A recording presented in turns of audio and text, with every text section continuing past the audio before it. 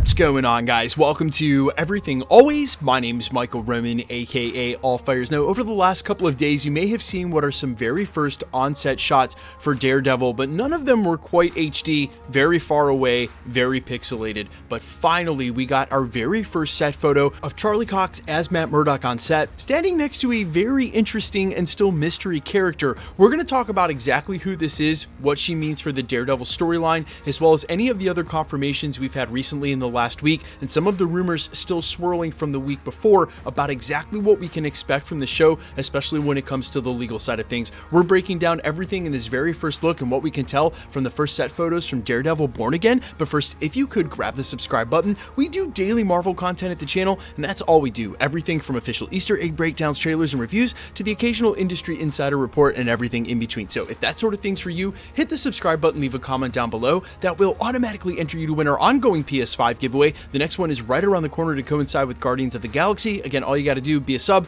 leave a comment, stick around to the end of the video. We'll get into all the giveaway stuff again there. Okay, so the character walking side by side with Matt Murdock here is played by actress Nikki M. James. She was confirmed just over 2 months ago on January 17th, where Deadline reported that Nikki M. James had officially joined the Disney Plus Daredevil Born Again cast, but that her character was being kept, quote, under wraps, and of course, Marvel declined to comment. Now, the other huge news that broke as they started filming were some actors reprising their roles, including Jon Bernthal coming back as the Punisher, now officially in the MCU. But for other actors, they weren't quite as lucky, including Foggy Nelson and Karen Page. The actors that play those characters, unfortunately, will not be returning. Deborah Ann Woll and Eldon Henson had some public comments about being optimistic and at least wanting to return, but officially it looks like, according to The Hollywood Reporter, both of those actors were left off of the roll call and won't be reappearing. So it was sort of left a little ambiguous whether or not Marvel Studios would look to recast those roles or simply leave those characters out of the continuity, which led to some speculation that perhaps Nikki M. James was playing the new Karen Page. Given this photo, though, it looks a lot more likely that she's playing a character named Kirsten McDuffie, and hats off to Twitter scoopster Great Phase, who sort of called this early, but now again seeing her in the photo, she is the assistant district attorney that had, quote, a playful relationship with Matt Murdock and frequently tried to make him admit to being Daredevil, even though he would deny it. She refused to believe he wasn't. Obviously, she becomes a love interest and they do eventually date, but because none of Matt Murdock's women seemingly ever work out, they don't either. But it's the specific details of how and why they break up that paints a very clear picture of a plot line we didn't see coming being involved in this Daredevil Born Again. Now, at least for right now, as we've seen in the MCU, She-Hulk did not know that Matt Murdock was Daredevil until she unmasked him at the end of this scene here. And while Matt Murdock is in the house speaking to Peter Parker and his family, they also don't know that he's Daredevil. So regardless of who knows in the MCU, including Wilson Fisk, for right now, his identity is still secret, and they got into this a little bit during She-Hulk and some of the scenes we saw where Matt Murdock was arguing on behalf of being able to keep superhero anonymity, just that, anonymous. However, at some point, Wilson Fisk may reveal his identity, which prompts him to move to San Francisco. Kirsten ends up moving with him, but while they're there, and this is after she's found out, obviously, that Matt Murdock is Daredevil, he comes home in full costume one night, and she doesn't realize that he's also Matt. And this is when he realizes that the Purple Children have pulled a trick, just like we saw in Spider-Man No Way Home, and made everybody forget that Matt Murdock and Daredevil are the same person. He actually takes that opportunity to break up with her, not explain things, and go back to Hell's Kitchen, which is what we may end up seeing during the show. Now, if you're asking yourself who in the world are the Purple Children, they are the offspring of one Kilgrave. We had heard from industry insiders and rumors that alongside Jon Bernthal's Punisher, another Netflix character in Jessica Jones could show up during the show, and this would be part of her storyline as well. So it not only ties to Kirsten McDuffie's character, but also to Jessica Jones and hunting down these offspring of Kilgrave. Now, because this show is meant to run so long, 18 episodes, we sort of expected there were going to be multiple subplots, so this may just end up being one small part of everything that's in this show. So don't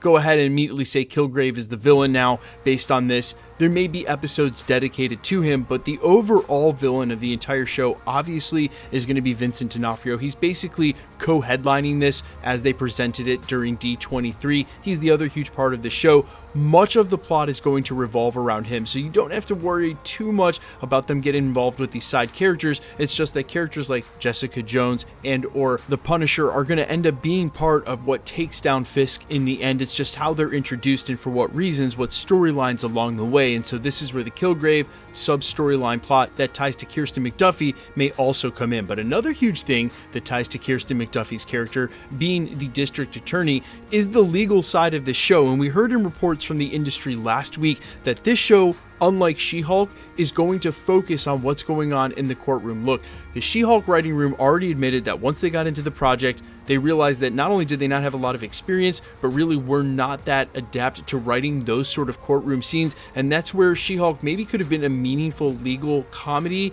sort of shied away and was less than in those scenes, except for, of course, the scene that involved Charlie Cox, Matt Murdock. Marvel Studios has probably learned for that, and since there seems to be a very clear intent on focusing on that legal side for at least part of the show and in full, that they're going to get writers in the room that can definitely cut it, so when we get to the courtroom scenes, they aren't, well, let's just go ahead and call it what they are. They're a little silly. That being said, I certainly think that part of what we're seeing and why this show is going to run so long is they are meaning to explore that legal side of the show and what's possible on Disney+. And so while don't worry, there's going to be plenty of Daredevil full suited up action, plenty of Kingpin fights, and I do expect somewhat of a street level hero of sorts team up by the time we get to Kingpin. Fingers crossed, crossover with Spider-Man. Please, please, please, please, please. No, that's not going to happen in a Daredevil show. They'll save that for the film, where I do expect that by the end. Guys, also expect a lot of legal stuff during the show because, well, he's a really good lawyer. Let me know all your thoughts down below, how hype you are for this, if you would mind Kilgrave returning or that subplot with Jessica Jones, and what do you think are the best heroes to team up with him who are already in the MCU? Obviously, I think She-Hulk is going to show up some point during this, and we also know that Echo will be a part of the series, presumably, as well, and there are some other really good street-level heroes to team up with him. It's not Spider-Man, he's too big. There's definitely got to be some MCU characters we're not expecting to cross over with Daredevil, and I can't wait to see who they are. I'm all ears. Quickly, let's get into the giveaway stuff before I let you go. Alright, we're still giving away a PlayStation 5. The next milestone is to coincide with Guardians of the Galaxy's release in just over a month or two, so if you want to be entered to win, all the same rules will always apply. Hit the subscribe button because you need to be a subscriber, then leave a comment down below, and because it's truly random, the more videos you comment on, the better chance you have of winning. All winners will be announced at the end of videos, the same way we're doing here, always live with my voice and the comments shown on screen. Plus, there's not just winners all the time, as those scammers would have you believe. That's my main point, guys. Please try to remember that anybody can use anybody else's photo, say that they're a YouTuber. This happens all the time, but it's been happening in our little corner of YouTube recently in the Marvel and comic and film entertainment section. There are spam comments almost daily. I delete them as fast as I can. If you should get a comment, please be safe. Do not contact anybody on a third-party app like WhatsApp or Telegram. I certainly will never ask you to do that. YouTubers won't. No YouTuber, myself included, will ever ask you to pay for shipping. Please simply report those comments to YouTube. They go ahead and help me delete them pretty fast, and you're really doing a community service because they take them down across my channel and across YouTube. My name is Michael Roman. You can find me on Instagram and Twitter at @I'mFires. You can also find me on Spotify, YouTube, Amazon, Apple, iTunes, wherever you listen to original music under the name All Fires. And while I sincerely appreciate you checking my music out, thanks for checking this channel out. Stick around. We'll be posting again real soon.